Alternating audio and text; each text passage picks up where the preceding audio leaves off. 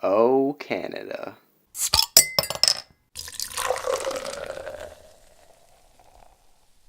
Hey Aficionado, Shawn here, and today we have a very special beer from Founders. Probably safe to say that this is the most sought after beer from them. It's their Canadian Breakfast Stout. It is an Imperial Stout with coffee and chocolate that's been aged in maple syrup bourbon barrels. This year's release is 11.7% ABV. When I was first getting into craft beer around 5 years ago, this was one of the whales that were out there. I've never had it before. Was able to get my hands on a bottle of this latest release. I think it's the first time it's been released in around 4 or 5 years, so really excited to finally try this thing. Oh yeah, so for the aroma on this one, lots of roasty coffee character. Just smells like coffee beans, that dark chocolate, like cocoa kind of character.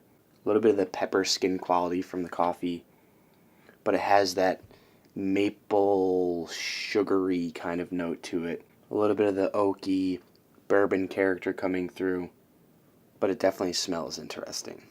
Cheers.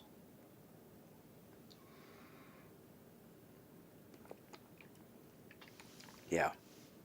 So right off the bat, it does remind me a lot of KBS, just like the barrel character and the base stout characteristics. But it does have that mapley, sugary syrup twist to it. You get that classic, like boozy, oaky, vanilla character that you get from KBS.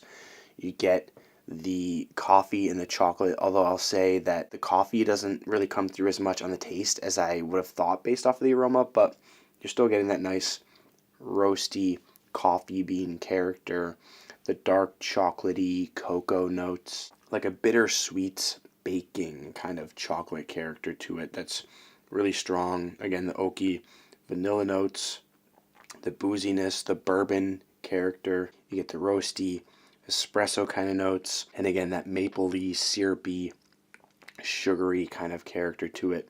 Although it never really becomes too sweet at all at any point. It does have a bit of an oaky, sort of drying character to it. And the body, I would say, is like the lighter side of full. A little bit slick, some kind of sudsy carbonation to it. And I will say, the more I sit with it, the more the maple sweetness does come out. It actually does have a pretty solid sweetness, like it's almost making the mouth and the lips a little bit sticky. And that booziness comes through too, like the boozy bourbon barrel character.